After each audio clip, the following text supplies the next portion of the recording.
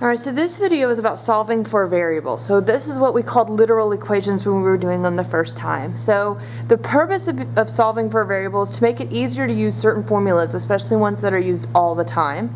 The operations and everything's really similar to solving multi-step equations. You're just using the operations that are being performed, find the ones that are being performed on the variable you're solving for, and then do the inverse operations in the reverse order, just like when you're solving for multi-step equations.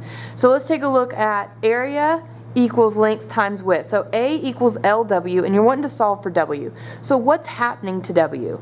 Well, W is being multiplied by L. So you just use your inverse operation. Instead of multiplied, we're going to divide both sides by L. That's it. All right. P equals 2L plus 2W. That's the perimeter formula. So the perimeter of an object equals 2 times its length plus 2 times its width, and it's asking you to solve for W. So what's happening to W? W is being multiplied by 2, and 2L is being added to it. So we're going to do those things in reverse. We're going to do the inverse in reverse. So the last thing was the added 2L. So we're going to add negative 2L or subtract 2L from both sides. The first thing that happened was multiplied by 2, so I'm going to divide both sides by 2. So the order of the inverse operation is the order of operations in reverse, just like we did before. Okay, so let's take a look at the next example. The formula area equals 1/2 base times height is the area of a triangle. Okay, so we're going to solve for B. So what's happening to B right now? B is being multiplied by 1/2. So to undo that multiplication, or to undo divided by 2, I'm going to multiply both sides by 2 over 1. Okay, to undo multiplied by a fraction, you multiply by the reciprocal, which is that fraction turned upside down. So multiplying both sides by 2 over 1, which is the same thing as 2. So now I have 2a equals bh. Now what's happening to b? B is being multiplied by h. So I need to undo that multiplication. I divide. So now I'm going to divide both sides by h. The h over here will cancel out, leaving you with 2a over h equals b. And there's no, it says simplify. It doesn't get any simpler than that. That is what it is. So let's put this to good use. So we need to solve for the indicated variable. So this says P equals 4S. Solve for S. So what's happening to S right now is it's being multiplied by 4. I'm going to undo that multiplication with division. So these 4's cancel out, and I'm left with P over 4 equals S. That's all at once. You're done at that point. So A plus B plus C equals 180. Solve for B. Well, what's happening to B? B is being added to A and C. So I'm going to subtract both sides by A and C. So I'm going to subtract A and C on this side. I'm going to subtract A and subtract C on this side as well. So it'll cancel out over here, leaving you with just B. And now I'm going to take my 180 and I'm going to subtract A and I'm going to subtract C. And B equals 180 minus A minus C. It would work just as well to say minus C minus A. The order doesn't matter over here, as long as the 180 comes first. Alright, so right here this one looks more complicated. I want to solve P equals KT over V for K. So K looks like it's kind of buried in this fraction right now. So let's take a look at what is happening to K one step at a time. So right now K is being multiplied times T and divided by V. So the last thing I said was divided by V, so that's what I'm going to undo. So I'm going to multiply both sides by V. So I get VP equals KT. Now it's just being multiplied by T. So to undo multiplication, I'll use division.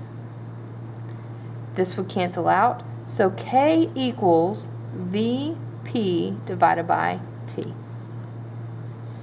Alright, so let's take a look at this next example. It says the formula volume equals 1/3 length times width times height relates to the volume of a square pyramid. Alright, volume to its base length, base width, and the height of the whole pyramid. So solve for W. So what's happening right here? Well, the fraction's involved, so I need to undo multiply by a fraction.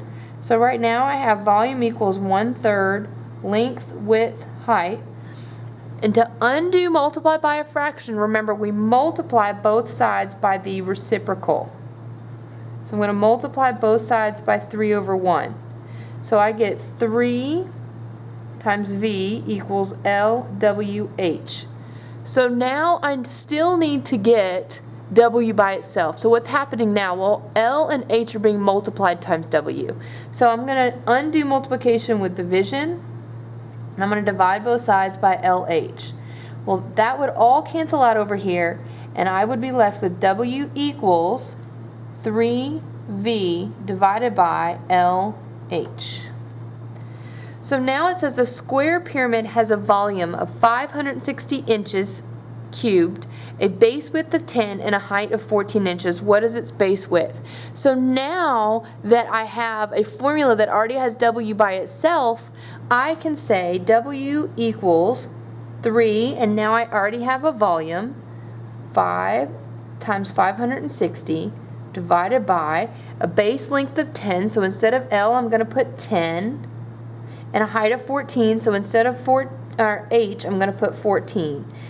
Now there's no solving for W after I plug in all the numbers. I can just get my calculator out and I can use my fraction function. So I'm going to hit the fraction button, which is right there, and I'm going to put 3 times 560 over 10 times 14 and hit enter. And it says the answer is 12. So the base width equals 12 inches. And that's all it's looking for. On the back of this sheet, sometimes you may need to solve an equation with 2 or more variables, but solve it for any given variable. So this has letters and numbers. It's not just literal formulas. So this one, for example, the first one has 3 different letters. X, Y, and Z are involved. There's a number 10 involved, and it wants you to solve for Y. You're going to be using the exact same steps that you used before. So the first thing we take a look at is that whole Y minus Z as a unit has been divided by 10. So I undo that division by multiplying both sides by 10. Once I've done that, I now see that Z is being subtracted from Y, so I'm going to add Z to both sides. When you do that, you get 10x plus Z equals Y. As soon as Y is by itself, you're absolutely done. Now this comes in handy whenever you have an X and a Y and a bunch of numbers and you're trying to get Y by itself so that you have it in Y equals mx plus B form. So this is a really good lesson to pay attention to. So for this one, if we've got A equals B plus C divided by D, and now we've got to solve for C. Well, this B is being added to this whole unit. Now these two are connected as a unit. So the first thing we've got to do is add negative B or subtract B from both sides. So we have A minus B equals C over D. Now the only thing that's happening to C is it's being divided by D. So I multiply both sides by D to get rid of it, and then we simplify, and you can actually leave it like this pre-distributed form if you want to.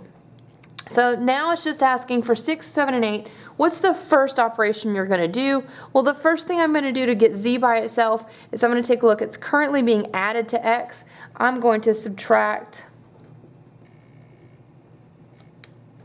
X from both sides. That would be step 1 to get Z by itself, and actually be the final step to get Z by itself. What's the first step we would do to get G by itself? Well, because F and G are together on top of this fraction, I need to undo divided by 2 before I can get rid of the F. So I would multiply both sides by 2. That would get the 2 out of the picture and remove this from being a fraction. Looking at this big guy, T equals negative 3R plus S divided by 5, and solve for S. Well, the S is being divided by 5, and then that whole thing is being added to negative 3R. So to undo minus 3R, negative 3R, I'm going to add positive 3R, the inverse, to negative 3R to both sides. Okay? Alright, so last, solve for the indicated variable, so we're trying to get A by itself. So currently A is being multiplied by 3 and by B, so I'm going to divide both sides whoops, this side, 3b. So I would get, the b's would cancel, the 3's would cancel, and a would equal c over 3b. Okay, for the next one I need to solve for z. So the first thing we have to do there is I can't get rid of the negative of the divided by 3 yet because that whole quantity is being added to x. So I'm going to subtract x from both sides. So I get y minus x equals z over 3. Now, in order to get z by itself, I need to undo this division. To undo division, we use multiplication. So I multiply this whole unit by 3, and I would get 3 times y minus x equals z. And last but not least, I need to solve for m, which is on top of this fraction. So m plus 3 is a unit that's been divided by n. So the very first thing I have to do is get the m plus 3 by itself. So I would multiply both sides by n. So I go m plus 3 equals p times n. Now the only thing happening to m is it's being added to 3. So to get rid of the added to 3, I'm going to subtract by 3. So m ultimately equals pn minus 3.